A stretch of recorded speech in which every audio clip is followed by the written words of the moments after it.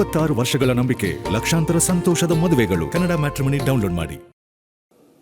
ಸರ್ಕಾರ ಕಾಂಗ್ರೆಸ್ ಇವರು ನೋಡಿಕೊಂಡು ಅವತ್ತು ತಕ್ಷಣ ರಾಜೀನಾಮೆ ಕೊಟ್ಟಿದ್ದಾರೆ.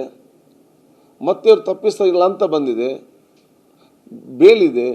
ನಿಯಮಾನುಸಾರವಾಗಿ ಇವರನ್ನು ಮಂತ್ರಿ ಅಂತ ಇವತ್ತು ಘೋಷಣೆ ಮಾಡಿದೆ.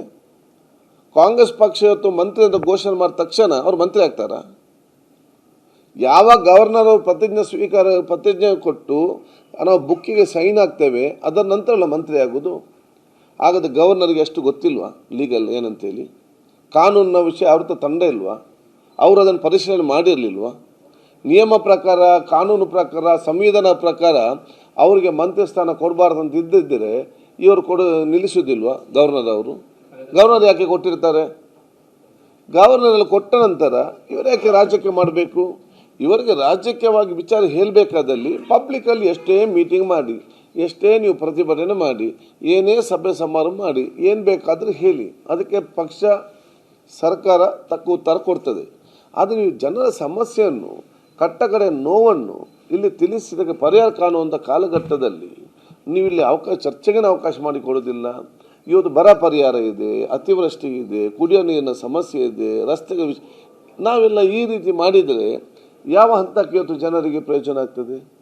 ಆದ ಕಾರಣ ಇವರ ಈ ಒಂದು 10 ದಿವಸಗಳಿಂದ ಅಧಿವೇಶನದಲ್ಲಿ ಕಂಪ್ಲೀಟ್ ಇವತ್ತು ಪ್ರತಿಭಟನೆ ಮಾಡಿ ಇವತ್ತು ಈ ರೀತಿ ಅಡಚಣೆ ಮಾಡಿದ್ದು ನಮ್ಮ ರಾಜ್ಯದ ಅಭಿವೃದ್ಧಿಗೆ ದೊಡ್ಡ ಮಟ್ಟದ ಹಿನ್ನಡೆ ಮತ್ತು ಜನರ ಬಹಳಷ್ಟು ನೋವನ್ನು ಕಡಿಮೆಗೊಳಿಸುವ ಸಮಸ್ಯೆ ಕೂಡ ಇವತ್ತು ಆಗಿದೆ. ಖಂಡಿತವಾಗಿ ಕರ್ನಾಟಕ ಜನತೆ ಇವರನ್ನು ಶ್ರಮಿಸುವುದಿಲ್ಲ ಅಂತ ಹೇಳಲಿಕ್ಕೆ ಬಯಸ್ತೇನೆ. ನಾನು ಹೇಳುವುದಿಲ್ಲಲ್ಲ, ಅಲ್ಲಿ ತನಿಖೆ ತಂಡ ಮಾಡಿದ್ದಾರಲ್ಲ, ಅವರು ಕ್ಲೀನ್ ಚಿಟ್ ಕೊಟ್ಟಿದ್ದಾರೆ. ಯಾರು ಅಧಿಕಾರಿಗಳೇ ಅವ್ರ ಮೇಲೆ ಕ್ರಮ ಆಗಿದೆ. ನಾನು ಹೇಳಲಿಕ್ಕೆ ಹೋಗುದು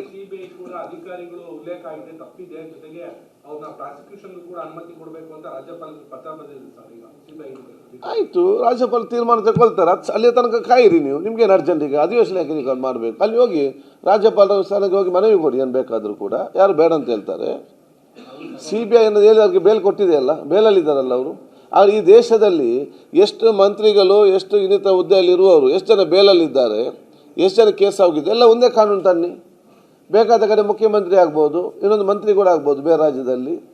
ನಾನು ಇಲ್ಲಿಂದ ಅಲ್ಲಿವಲ್ಲ ಅದು ಯಾಕೆ 4 ದಿನ ಯಾಕೆ ಮತ್ತೆ ಸೀಮಿತಗೊಳಿಸಬೇಕು?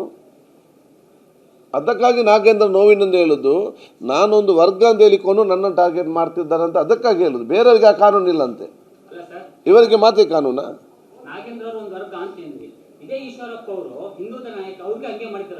ಏನ್ ಮಾಡಿದ್ರೆ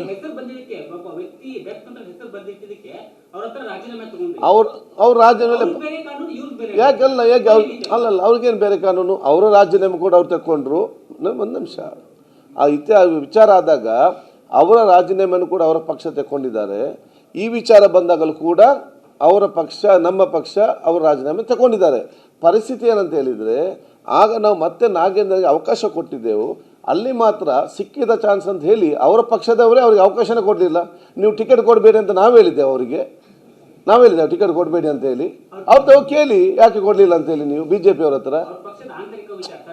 ಇದು ಅಂತ ನೋಡಿ, ಅವರ ನಮ್ಮಲ್ಲಿ ರಾಜೀನಾಮೆ ಕೊಡಲಿಲ್ವ ನಾಗೇಂದ್ರ? ಅದನ್ನು ಮತ್ತೆ ಹೇಳ್ತಾನೆ, ರಾಜೀನಾಮೆ ಕೊಟ್ಟು 1.5 ವರ್ಷದ ನಂತರ ಕ್ಲೀನ್ ಚಿಟ್ ಅಂತ ತಗೊಂಡಿದೆ. ಈಶ್ವರಪ್ಪನವರೇ ಪಾಪ ಕ್ಲೀನ್ ಚಿಟ್ ಬಂದರೂ ಕೂಡ ಅವರ ಪಕ್ಷದವರು ಮುಗಿಸಿದ್ರು, ಸಿಕ್ಕಿದ ಚಾನ್ಸ್ ಅಂತ ಹೇಳಿ. ಅಲಕ್ಕ ನಾವು ಅರ್ಧ ಇಡೀ ಮುಗಿಸಿಬಿಟ್ರು. ನಾವೆಂತ ಮಾಡೋದಕ್ಕೆ ಇಲ್ಲಿ? ಅದಕ್ಕೆ ನಮ್ಮ ದೂರದ ನೀವು ಅದಕ್ಕೆ ಅವರ BJP ಕೇಳಿ ಅದನ್ನು. ಪಾಪ ಅಂತ ಹಿರಿಯ ನಾಯಕರಿದ್ರು, ಹಿಂದುಳಿದ ವರ್ಗದ ನಾಯಕರಿದ್ರು, ಕುರುಬ ಜನಾಂಗದ ನಾಯಕರಿದ್ರು, ಅವ್ರೇನು ತಪ್ಪಿಲ್ಲ. ನೀವು ಪಾಪ ಅವ್ರಿಗೆ ಬಹುಶಃ ಮತ್ತೆ ಅವರಿಗೆ ಅವಕಾಶ ಮಾಡಿಟ್ಟು ದೊಡ್ಡ ಸ್ಥಾನ ಕೊಡೋ ಬದಲು ಅವ್ರ ಕಡೆಗೆ ಸರ್ಕಾರದಲ್ಲಿ ಇಲ್ಲ, ಪಾರ್ಟಿಯಲ್ಲಿ ಇಲ್ಲ, ಎಂತಕ್ಕೆ ಪಾಪ ಇಷ್ಟು ಸತಾಯಿಸ್ತೀರಿ? ಏನಾದ್ರು ಕೊಡ್ಲಿಕ್ಕೆ ಹೇಳಿ, ನಮ್ಗೇನಾಗಬೇಕು? 26 ವರ್ಷಗಳ ನಂಬಿಕೆ, ಲಕ್ಷಾಂತರ ಸಂತೋಷದ ಮದುವೆಗಳು. ಕನ್ನಡ ಮ್ಯಾಟ್ರಿಮನಿ ಡೌನ್ಲೋಡ್ ಮಾಡಿ.